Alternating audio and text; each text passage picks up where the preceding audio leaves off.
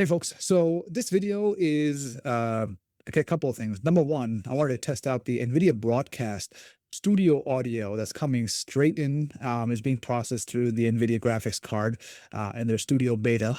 Let me know how it sounds. I'm recording this through the OBS Studio. I applied a little bit of a EQ filter to further, I guess, make it seem a little bit more natural. Let me know how this sounds. This video is going to be kind of like straight, no edit, recording straight to the computer. I'm just going to go ahead and upload it. Let me know what you think about the quality. So that's number one. Number two, I'm also want to kind of think out loud with relation to the upcoming cameras from the Canon PowerShot V1, as well as the EOS R50 V. Now, one of the things I want to kind of look at it from a couple of perspectives. Number one, with relation to its size, and as well as how it might compare to the aspirations that I might have had for some of the cameras I have right now, in terms of when I got them. So let's first begin with the Canon. Let's see here. If I were to go ahead and turn off this image, boom. So I wanted to begin with the Canon EOS M. And the reason I wanted to bring this guy up, let's see, is the autofocus gonna cooperate? I guess not. So anyway, this is the Canon EOS M. The original EOS M, I got this back in 2013. And the reason I'm bringing this over here is because the size, as you'll notice and I'll bring up the thing right onto the screen right now, which is this one right here. So the EOS M and the Canon PowerShot V1 is about the same size. In fact, the V1 is actually a little bit bigger. But if I have here a cage from Filmtura, Tomical, basically these guys, they've put together and designed a cage for the Canon EOS M called the Rogue. So this is the cage right here. Let me see if I could just tell it to focus on. It's really insistent on. So I'm not going to cut at all with this. I'm just going to disable and enable. And so is it going to focus on the camera? It just locked onto me, it seems. Now it lost me altogether. But anyway, so this is the Rogue cage. With the cage on, this Canon camera is about the size of what the PowerShot V1 would be, based on the diagram over here at cameradecision.com. I'm looking at the thing, even with relation to like the thickness, because without the cage, if I take the camera out of the cage right here, right, this is about how thick it is, which is what you see in the picture. And this is the thickness of the cage. So it seems comparable. So if I put the camera back in the cage, I'm not going to tighten it in right now, but this is what ends up being. So I would imagine that the PowerShot V1 would be about the same size as the Canon EOS M in the Rogue cage from Filmtura. By the way, if you have an EOS M Magic Lantern fam, then this would probably be something you definitely want to get, especially if you want to protect your camera. I'm actually thinking about buying an additional EOS M that I can give to my kid because he's been wanting to play with my cameras. I'm not going to necessarily give him the big gear, but for him to play with some of the smaller stuff. And in fact, he was even saying like, hey, Bubba, I want to play with the small cameras. I'm like, yeah, that's great. So I'll give you the Insta360 in the meantime. But this is about the size of the PowerShot V1. Now, the thing that's exciting to me about the PowerShot V1, so one of the cameras I had bought back in 2019 was the G7X Mark III. And the G7X Mark III is about the size of the EOS M without the Rogue cage. It almost fits in your pocket. Obviously, this is a little bit bigger than that, as you can see right here. So, but the key thing here, and this kind of brings me to my other thought process, is that the sensor that's on the PowerShot V1 is a 1.0 They're saying it's close to a micro four thirds sensor. So although it's not exactly a micro four thirds sensor, nor is it a micro four thirds mount, it is a fixed lens mount. But I actually wanted to see, so this here is the PowerShot V1 in size comparison with the G80, what is this? The G85, which is what I have right here. So this here's a G85. I feel like the G85 is probably the best size. Let me try this again. Oh, there you go. I feel like the G85 is still stuck on me. Like sometimes I want the autofocus to not focus so much on me, but come on, do I have to hide my face? And focus. I'll just manually focus towards the camera. There we go. So the G7X Mark, I'm saying the G85, I've always felt like it's the perfect size of a camera with relation to how it handles in the hand. If it didn't have a viewfinder, I think it would be perfect. Even with the viewfinder, I felt that this was a really good camera ergonomically. Only issue was when it came to being able to take photos and videos in low light, this left a lot to be demanded. And so let's see here if it's gonna connect with me. And come on, buddy. There you go. Autofocus off, autofocus on. You gonna work with me? You work with me? You're working fine all day today, but let's see here. There you go. Now it's working. I'm using the EOS M6 Mark II right now, but my EOS M6 Mark II is on its final life. It's on its last legs. And so as a result, I'm basically using it exclusively for talking head videos, streaming and recording, things like that. There's something wrong with the electronics on the inside. And so as a result, things work sometimes, things don't work other times. The internal battery is dead. Half the buttons on the back of the body don't work. And this is my second EOS M6 Mark II. So the thing is, I put my cameras through their paces. I'm not surprised that this one is not working. It's got a bunch of dead pixels. And so one of the things I'm thinking is I'm just going to let this thing run until it dies. And in the meantime, I'm looking around for options that could potentially replace it. And this is one of the reasons why these two cameras are actually really exciting, where I could maybe even turn one of them into an exclusive streaming camera and the other one into like an everyday carry kind of thing. The G7X Mark III was initially intended to be an everyday carry thing that and I did for about 6 months. I had it with me, but the one major factor that made me sell it was with relation to its limitations with video. Specifically its inability to reliably autofocus, which is kind of what I'm experiencing right now. But I ended up replacing it with the EOS M6 Mark II, which worked wonderfully for many years before I drove it into the ground. In fact, the first time I drove it to the ground, it wasn't my fault. It was my kid, my first kid. He was a toddler at the time. He got his hands on the camera and boom, he broke it, fell on its screen, cracked the screen, and so I had to get that replaced. I got that replaced with this one. And so again, it served me faithfully up until it wasn't. And I think one of the other things I also kept running into with limitations on this camera was recording limits. And because of a lot of stuff that I was trying to do, I wanted to be able to record continuously 4K, whether it's for social content, things like that. I ended up replacing it with other more professional stuff. And that's why this camera has lasted as long as it has.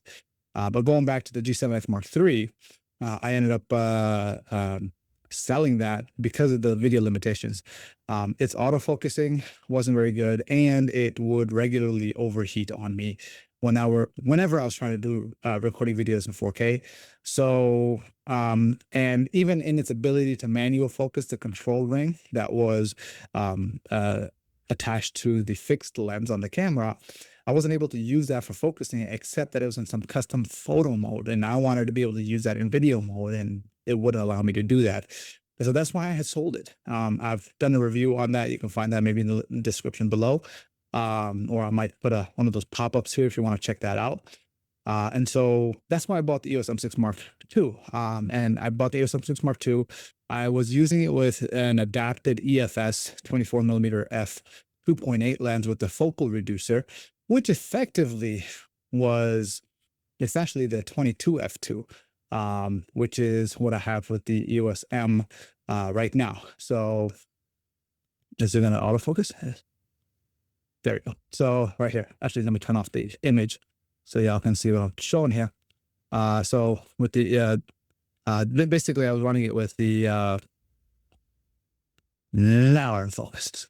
But yeah, so this is a great lens. And in fact, I'm kind of sad that they haven't ported the 22 f2 to the RF mount. It's one of the reasons why, one of several reasons why I haven't bought an RF mount camera. However, the R50 V does look a little bit compelling, but we'll talk a little bit about that later. But continuing on with the whole size factor, with relation to, so I was mentioning the G7X. If you were to take the viewfinder off of the G7X, what am I saying G7X? If you take the viewfinder off the G85, then you'll find that it is about the same height, maybe just a little bit higher than the V1 according to the picture on Camera Decision. So for that reason, I would assume, now the thing that doesn't seem as similar is the depth of the grip. And as you can see here, the grip depth on the G85 is significantly more pronounced. And this, I feel like, is probably the perfect grip depth for my hand. Add a little something, then it becomes a far better option. Now, the other camera that I was also looking at that I was kind of comparing it to with relation to size with the GH5. GH5 fits perfectly in the hand. All four fingers on one hand and the thumb just kind of resting. As such. And there's enough grip here for the thumb to kind of rest comfortably. I don't really need any kind of thumb grip necessarily. The camera definitely feels a lot heavier than the G85. And I always felt that if this camera did not have a viewfinder, and I'm somebody who doesn't use a viewfinder, I don't care much for a viewfinder. If it didn't have a viewfinder, then I feel like this would have been probably the perfect everyday carry. And so, but for it being a video workhorse, this has served me faithfully. The only thing this is lacking is a reliable autofocus. Now, this is where the discussion brings me over to the likes of the R50 V. And the reason I say this is because I feel like, and I just kind of wanted to explore a few things. Again, first looking at size, how is the R50 V in comparison to the GH5 in all of its features and things like that? Also, how would it fare against something like the FX30? This is FX30 with the Sony 20mm f2. Is it 20? Yes, a 20mm f2.8. Again, this is a wonderful combination. It's a wonderful camera. Works reliably. It's small. It's light. And so, but the question though is, we're looking also at the value of the price for what you get with relation to the R50 V. So I want to kind of bring up, see if we look at the R50 V first with relation to, and I was surprised when I saw this, was it's in comparison to the EOS M6 Mark II, right, which is what I'm shooting on right here. So the M6 Mark II by itself is slightly, but probably not that noticeably smaller than the R50V. Now, I always felt that the EOS M6 Mark II was just a tad too big for what it was able to do. And so it was kind of like left in that because the M6, the Mark I was significantly smaller than the M6 Mark II. The EOS M is tiny, and a lot of the M style cameras prior to that, with the profile that the EOS M6 Mark II had, they were all significantly smaller. But the M6 Mark II was noticeably larger. What the other thing that you'll notice is also comparable with relation to its how thick it is, its depth. So, and even, but what's interesting though is that grip on the R50V seems like something that would leave you desiring for a lot more. I would imagine people who are going to use this, they're probably going to be gripping that thing like this. Right, as opposed to like that's the thing I like about the FX30 is that it's got a really nice grip, right? Even compared to something like let's see, this is the ZV-E10. I've got a cage on it because the ZV-E10's grip is actually abysmal, but with the cage it's actually really good. It's really perfect, coupled with the fact that it's got a nice rubbery texture. I think there's a small rig. Yeah, there's a small rig cage on the ZV-E10. This is the original ZV-E10, not the Mark II. And even if we were to compare it to the original ZV-E10, so if I were to say turn this off, and let me just go ahead and scroll up to my to choose between that to look at the ZV-E10. Let's look at the Mark I, since that's the one that I've got. And you'll notice here, it is noticeably, or maybe, well, that's not the comparable image. So if we were to scroll down to, yeah, it is. It is noticeably smaller. But I guess comparing it with a cage on it, then I guess with the cage, it seems it's probably around the same size. So let's see. Do I get closer? Will it focus on me? Come on, camera. Do it. Focus. Focus or not. All right, maybe focus. Well, there you go. So if we bring this right here, this is probably as big, because this is the ZV-E10 Mark II with the cage on it. So this is probably how big the R50V is going to be. So if you've ever held one of these or have one of these, it would be comparable. And this is actually a really good size. The ZV-E10 for me, and this is something that I've been meaning to do.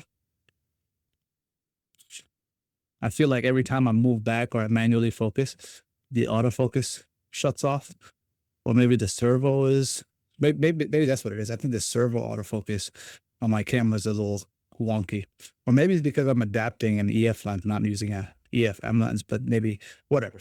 I wouldn't have to deal with this. I can just focus on, thinking and discussing if the technology worked. But I guess in a nutshell, the thing about the ZV-E10 is that it's a great camera in terms of it being a long-form content creator's camera.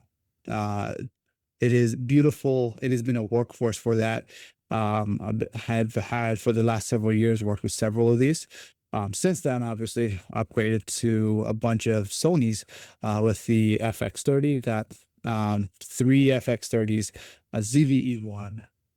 And again, these aren't mine. These are actually for work. And then we've got the beautiful FX3 with the Sigma 28-105 audio kit. Again, a lot of this is going to be geared towards, working on a professional level. And for that, something like an FX30, if it's something that's going to be used to as a daily driver, or multiple of these as a daily driver for work, then absolutely this is the de facto go-to option. And if it wasn't a Sony FX line of cameras, then it might be Panasonic S5 2X or the S1H type of cameras. But I feel like the FX30 and the FX3 might be overkill or might be too much for everyday carry kind of stuff. And so maybe the ZV-E1 would be appropriate for that. But then one of the things I feel like I lack when I'm using something like an FX30 or a ZV-E1 is my ability, the hybrid nature of being able to take photos specific. Now, these two cameras, they can take photos with an electronic shutter, but some of the things I would like that I really enjoyed, like with the M6 Mark II, I enjoy taking photos. I've taken a lot of photos with it, but I feel like I'm not inspired to nor motivated to take photos with the FX cameras or the ZV cameras on either the ZV-E10 or the ZV-E1. I have taken photos. I just feels like I have to go through more to be able to set up the photo, be able to take it. Whereas it just seemed so easy with the Canon EOS M, EOS M6, 5D3. These cameras, they take photos. They make taking photos so easy. I don't know what it is about that. Even with my Lumix cameras, with the G85 and the GH5, photos are not bad. In fact, it's easier to take photos with the G85. But I feel like I get a lot more flexibility with the photos when I use my Canon as opposed to my G85. Now, this is where some of my thinking is kind of motivated towards, is like having more of a hybrid type of setup that's portable, small, everyday carry, dad cam type of stuff, but it's not riddled with the limitations of like overheating and limitations in 4K, 30-minute record limits, build quality, ergonomics. Those are the elements as an everyday carry, not in the professional settings. Completely different. Professional setting, for me, no question, Sony FX line. Personal setting, that's where I feel like the recommendations for getting something like I think the R50 V or the PowerShot V1 would be the step in the right direction. And this is also for the folks that I work with, especially because some of the folks that I work with, they are in education, adult education. And a big part of being able to do that job is to be able to do things like this, which is recording content online, live streaming, the basic stuff that helps an individual do their job. Where I feel like for somebody who's new to the game of media and content, although these are great and they provide a growth opportunity in terms of upward mobility with relation to what you can do with an FX line of camera or even with the ZV line of camera, it requires a little bit more with tech savviness to be able to do that. Somebody who's not tech savvy, I think that's what it is. I think Canon is more like the non-tech savvy. Canon is more akin to like Apple, right? For anybody who is an Apple iPhone user, it just kind of works for the most part. Whereas if somebody wants a little bit more customizability, that's where having something like an Android phone, in my case, a Pixel 8 Pro, is something that would suffice. And that's why I'm working with Sony cameras on a professional, for the professional stuff. But for the personal stuff, sometimes I don't want to have to fiddle or sync. So that's where the Canon or maybe even the Lumix stuff kind of comes into play. But now that comes down, the question is with relation to size, right? So the R50 V, and if we were to even compare the R50 V to the R10, because I've done a bunch of videos on the R10, how does this compare with relation to the size of the R10? I would think, I'm assuming the R10 is bigger. And if it is, yeah, the R10 is bigger. In fact, if you took the R10 and you chopped off the viewfinder, that's essentially the R50 V. And if I'm not mistaken, they're also the similar sensor, or if not, it is the same sensor. And if that is the case, then, we've got, you kind of know what to expect. But man, that grip on the R10 is wonderful. In fact, I wish they were to maintain that. If they had kept that grip on the R10 and they had transferred it to the R50V, um, that would have been something to write home about. The other thing is, I think the R50Vs might be lacking, and this is the question that I have in my mind that might make or break making getting it purchased, which is the difference between from all the promotional material that I've seen with relation to the R50V and the PowerShot V1. The PowerShot V1's got fans built into it. It's got thermal management so that you could continuously record. Now, what is the limitation of that recording?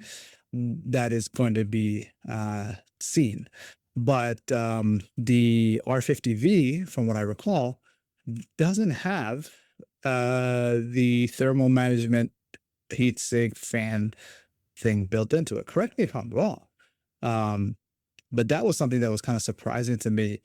And I would have expected more with that regard. That little feature that your video-centric camera, you should have thermal management, or perhaps simply the size and the way that they've engineered it, you don't run into overheating issues, which, okay, in that case, great. Perhaps you don't need a fan. But like, that's one of the things I found is having a fan built into the camera is basically become like a no-brainer nowadays, especially for long form video content recordings, seminars, education, vlogging. Although I think it's less about vlogging nowadays, it's just more for long form content. So I guess that's the question. Now, the other thing is with relation to another major comparison is the Lumix S9. Now, the S9 is something that obviously much full frame sensor, bigger image, 6K. It is about the same height and just a little bit wider. And it's about the same thickness too. So then the question is, would it not be a better idea to simply go with the S9 over the R50? Because when it comes to autofocus, I guess the autofocus might be better on the R50V because you're dealing with native lenses, but you're dealing with the APS-C crop. And so, whereas the Lumix S9, although it has an APS-C mode, so it kind of becomes two cameras in one. And so, if you're looking for one of the cool things about I've been looking into is this the thing that I'm looking for? Is it this one? Well, anyway, there is a focal reducer. Let me just pull it up from Kip-On. It's got to be here somewhere. There's a Kip-On focal reducer that can be used for L-mount cameras. So Kip-On, Bavize EFL to this one. I'm gonna drag this over to this window over here real quick, drag and drop, and boom, there you go. This guy right here. This is a EF to L mount autofocusing 0.7x focal reducer from Bavize. And now one of the things that they point out is that this is not compatible with Panasonic L mount cameras.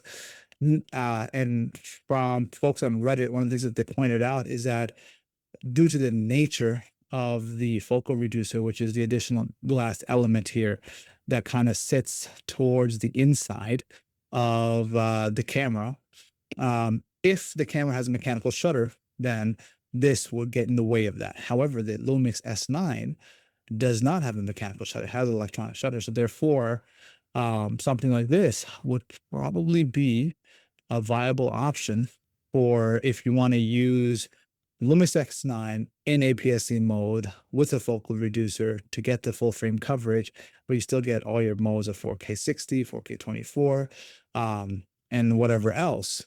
Whereas on the R50V, you go the other way, where you can use it with a focal reducer by itself so you can get the full frame look. But you're not going to be able to compete with the full frame benefits of everything from low light and whatever else. Now, the other major difference between these two cameras, obviously, one, is the S9 and Lumix in general. Their in-body image stabilization is second to none.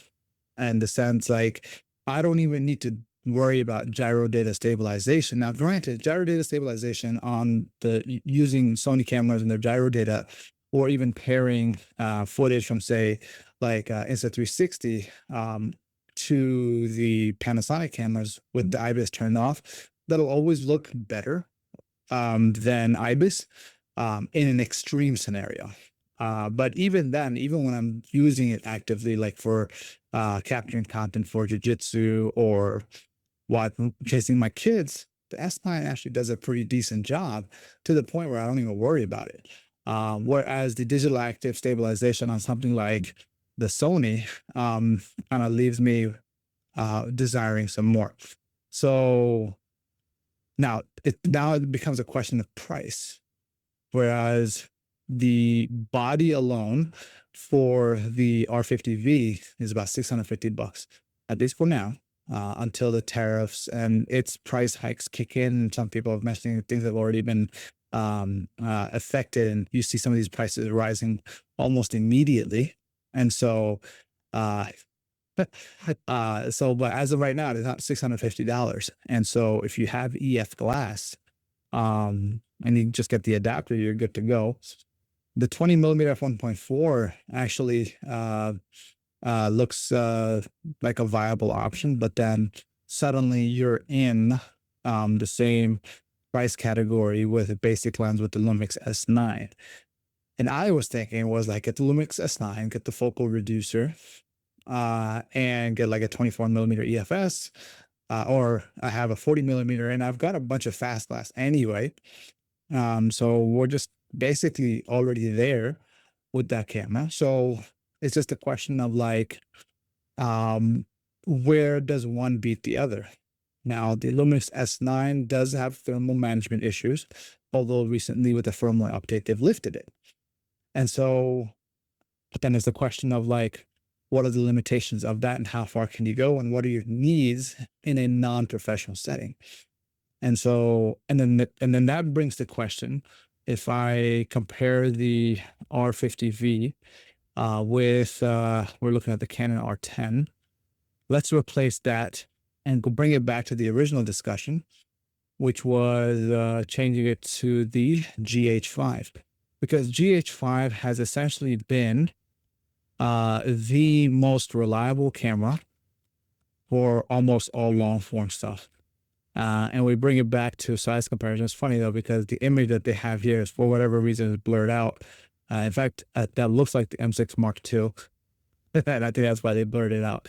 Might be a technical issue on the website. But what happened here? Let's go page up. I just pressed F11 by accident. There you go. And there you go. Yep, there we are. So if one would achieve similar results with the GH5 on the R50V, then the R50V could be a good replacement, because what am I getting now? I'm getting reliable autofocus. For the GH5, you can get between $500 to $650 used on eBay. R50V is going for about $650 new, which is a compelling offer. And so if it doesn't run into any of those thermal issues of overheating, it has reliable autofocus with dual pixel autofocus version 2, works with adapted lenses, it becomes a compelling option. And if you have the option of rigging up with cages and V-mount battery or whatever, boom, you got yourself a really great solution, something that ekes out. And this is one of the challenges of something like a ZV line of cameras, right? It's the ZV-E10, ZV-E10 Mark II, ZV-E1. The ZV-E1, the thermal management is manageable so long as you're not in direct sunlight. It can do long form recording in an air-conditioned environment fine for hours at a time. I can't say the same thing about the ZV-E10 Mark II, but ZV-E10 Mark I, again, long form recording in controlled environments, not an issue. In direct sunlight, 30 minutes max before it shuts down. And so, whereas with this guy, with his R50V, I would assume that in a controlled environment, you're not going to have any issues. Whereas I would also assume to control sunlight without any active thermal management, it probably runs into the same issue. So these are some thoughts that I'm having. It's definitely worth testing. And I know I'm not going to be able to rent this camera until the end of April. So when that does become available, it's probably something I'm going to check out. Who knows? Maybe I might just buy it and keep it for 6 months. And if it works, I'll keep it. And if it doesn't, then I will sell it off. But more so than the R50V is the PowerShot V1. But the question is, and this is where the compelling factor with relation to the S9, this is where the S9 is not necessarily competing with the R50V, but it's going to be competing with the PowerShot V1. And the reason is it goes back to your everyday carry stuff, right? And if we bring it back to the comparison, even size comparison, like the S9 is not that much bigger, but portability wise, when it's compressed, when it's compact, I feel like the V1 is definitely more pocketable, more baggable than the S9. The question is, how does the S9 compare to the V1 with relation to its kit zoom lens across the board? And that to me is a very compelling comparison. Although we're dealing with what's the equivalent of a micro four thirds versus a full frame, but how does a micro four thirds style or size sensor versus a full frame with a not so bright lens, how does that compare between the two for an everyday carry? Because the thing that's really compelling to me about the S9 in general is its the Lumix lab and how it's able to actively transfer and share a lot of the content straight to your phone, right? It's essentially a cell phone extension, if you ask me. And so as a result, it's something that if the Canon PowerShot V1 doesn't have that active connection with your phone, so that way, because that's what it comes down to. Like you shoot pictures and photos of family and friends, you want to be able to share it immediately. You can do that with phones. You can't do that with cameras unless you have a Lumix S9. And even now, more recently with the other newer Lumix cameras, they've become compatible with the Lumix Lab app. And so therefore, they also get the same connectivity. And no other camera brand has done that to my knowledge. And so, and I feel like that's one of the things that's going to really eke out. This is, it's kind of like the Nintendo Switch effect, right? Almost every person who plays video games, they either have like an Xbox or a PlayStation, but regardless of which one they have, they also almost always have a Nintendo Switch.